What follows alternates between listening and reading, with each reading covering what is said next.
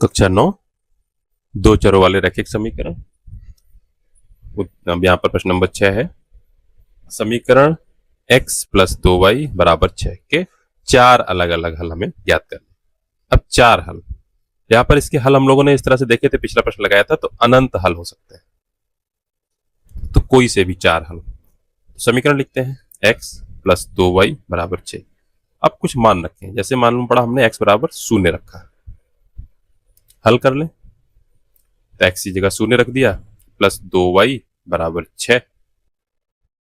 तो 0 का तो कोई मतलब रहा नहीं, यहाँ पर 2y बराबर 6, दोनों तरफ 2 से भाग कर दे, तो भाग करने से 2y बटे 2 बराबर 6 बटे 2।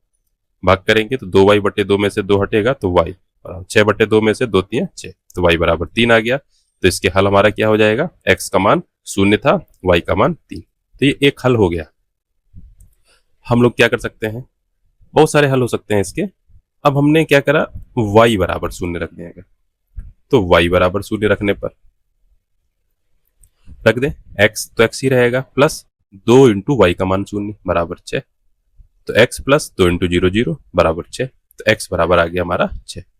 तो यानी कि हल क्या बना, x का मान 6, y का मान 0, तो 6,0, ये हल हो गया। और हम मान बढ़ा दें कुछ यहां पर, तो हम लोग x बराबर 1 रख दें, रखें x प्लस 2y बराबर 6, x का मान 1 रखा, 1 प्लस 2y बराबर 6, 1 उधर ले जाकर के माइनस में हो जाएगा, 2y बराबर 6 माइनस 1, 2y बराबर 5। तो हमारा y का मान कितना आ जाएगा, 5 बटे 2, यानी x का मान 1 था तो y का मान निकला 5 बटे 2। ये हमारा एक बिंदु हो गया। फिर हम लोग अगला देखें, एक और हल चाहिए हमें, तो हम क्या करें, यहां पर y का मान 1 रख दें, तो समीकरण लिखें x प्लस 2y बराबर 6, x प्लस 2 इंटू वाई का मान 1 बराबर 6, x प्लस 2 बराबर 6, यानी x बराबर 6 माइनस 2, यानी x बराबर 4। तो क्या आ जाएगा हमारा 4,1, तो ये बिंदु हो गए। तो दो हल हमने पहले निकाले, दो हल यहाँ पर ये निकाले। तो इस तरह से बहुत सारे हल हो सकते हैं, तो सिर्फ चार हल के बारे में बात कर रहा था, तो ये चार हल हो गए। अब अगला प्रश्न देखें, यहाँ पर निम्नलिखित समीकरणों में से प्रत्येक समीकरण के दो हल ज्ञात करने। बात वही है, हल यहाँ पर अपरिमित होंगे, बहुत सारे होंगे, हमको ज्ञात करने दो हल। तो पहला प्रश्न लिखते हैं हम लोग, 4x प्लस 3y बराबर 12, x बराबर 0 रख दे। 4 इंटू 0 प्लस 3y बराबर 12, हल करेंगे तो 4 इंटू 0 0 हो जाएगा, 3y बराबर 12, भाग कर देंगे 3 से तो y बराबर 4, यानी कि 0 और y का मान आया 4, तो ये एक हल हो गया। अगर हम y बराबर 0 रख दें अब, तो क्या आ जाएगा, 4x प्लस 3y यानी कि 3 इंटू 0 बराबर 12, 3 इंटू 0 0 हो जाएगा, तो 4x बराबर 12, तो x बराबर भाग कर देंगे 4 से, 4 3 हमारा 3, तो क्या हल हो जाएगा 3,0। तो यहाँ पर ये दो हल हो गए इस समीकरण। फिर अगला देखेंगे प्रश्न नंबर 2x प्लस 5y बराबर 0। तो पहले क्या करेंगे, x बराबर 0 रखते हैं, तो 2 इंटू 0 प्लस 5y बराबर 0, 2 इंटू 0 0 हो जाएगा, तो 5y बराबर 0, यानी कि y का मान 0 आ गया, तो यानी कि x भी 0 और y भी 0। एक हल तो ये हो गया।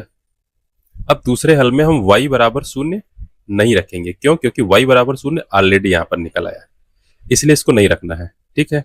तो फिर क्या रखें, कुछ और मान रख दें, चाहे y का चाहे x का। जैसे मान लीजिए x बराबर हम लोग 1 रख देते हैं, तो 2 इंटू 1 प्लस 5y बराबर 0, 2 इंटू 1 यानी 2 प्लस 5y बराबर 0, 2 उधर चला जाएगा, तो 5y बराबर -2, y बराबर -2 बटे 5। तो x का मान 1 रखने से y का मान -2 बटे 5 निकला, तो ये हल क्या हो जाएगा, 1, -2 बटे 5। x और y के मान हो गए, यही हमारा हो जाएगा यहाँ पर हल। बटे में है, परिमेय संख्या है, कोई इसमें समस्या की बात नहीं है।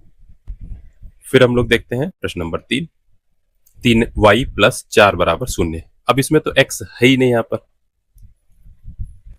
जब x का मान है ही नहीं तो यहाँ पर हम y का मान निकाल लें, 3y प्लस 4 बराबर 0, यानी कि 3y बराबर -4, यानी कि y बराबर -4/3। अब देखिए y का ही मान निकला, x जब यहाँ है ही नहीं समीकरण में तो x के मान निकलेंगे ही नहीं, यानी x का हम लोग कुछ भी मान रख सकते हैं, 0, 1, 2, 3, 4 या माइनस में या कुछ भी मान रखें, x के सारे मानों के लिए y के मान ये सही होंगे। और यहाँ पर हल कह रहा था 2 हल, तो हल क्या हो जाएंगे, अगर x का मान 0 रखते हैं तब भी y का मान -4/3 निकलेगा, x का मान 1 रखते हैं तब भी y का मान -4/3 निकलेगा, x का मान 2 रखते हैं तब भी y का मान -4/3 निकलेगा, x का मान हम कुछ भी रख दें y का मान यही निकलेगा -4/3, यानी ये सारे हल इसके हो जाएंगे। तो ये 2 हल हो जाएंगे यहाँ पर इस तरह से, बहुत सारे। अब इसके प्रश्नावली के प्रश्न, प्रत्येक को 2 चरों के समीकरण के रूप में लिखिए। तो आप लोग इसको देख चुके हैं, इसको हम लोग जल्दी से चर्चा करते हैं। 3x बराबर -3, पक्षांतर कर लाएंगे तो क्या हो जाएगा, 3x प्लस 3 बराबर 0। y का पद नहीं है, यानी y के साथ में गुणांक जो है वो 0 हो जाएगा, तो क्या हो जाएगा 3x प्लस 0y प्लस 3 बराबर 0। ये यहां पर बन गया 2 चरों वाले समीकरण के रूप का। फिर अगला है y बराबर 6, पक्षांतर कर लाएंगे तो y -6 बराबर 0।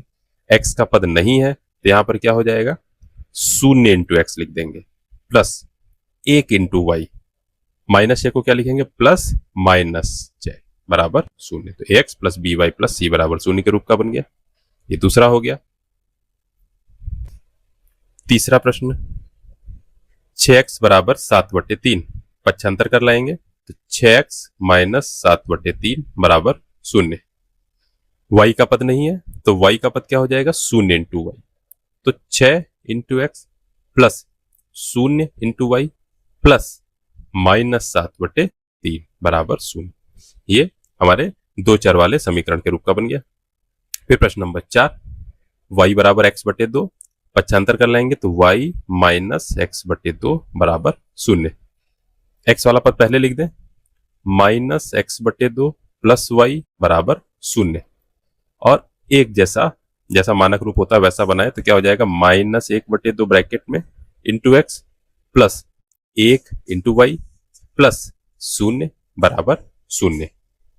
तो ये बन गया हमारा ax plus by plus c बराबर 0, इस रूप का बन गया। तो इस तरह से ये प्रश्न हो जाएगा।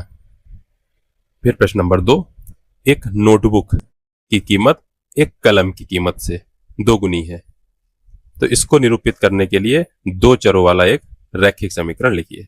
तो यहां पर 2 चीजों की कीमत है, एक तो हमारी हो गई नोटबुक और एक हमारा हो गया कलम। क्योंकि हमें 2 चर बनाने हैं, दोनों की कीमत अलग अलग मान लें, तो नोटबुक की कीमत जो हो गई हमारी वो हमने मान ली x, कलम की जो कीमत है वो हमने मान ली y। अब बराबर और कैसे हुए, तो इसके लिए पहले हम लोग x और y को एक लाइन में लिख लेते हैं। फिर से प्रश्न पढ़ते हैं, नोटबुक की कीमत यानी कि x, कलम की कीमत यानी y से 2 गुनी है, y से 2 गुनी, यानी y को अगर हम 2 से गुणा कर दें तो ये x के बराबर हो रही है। तो हमारा समीकरण क्या बना, x बराबर 2y, पक्षांतर कर ले जाएंगे तो क्या बनेगा, x माइनस 2y बराबर 0। और इसको सही से लिखेंगे जो मानक रूप हुआ, 1 into X plus -2 into Y plus 0 बराबर 0। तो ये हमारा बन गया 2 चरों वाला रैखिक समीकरण जो ax plus by plus c बराबर 0 इसके रूप का है। तो हो गया। ठीक है, बाकी प्रश्न हम लोग अगले वीडियो में करते हैं।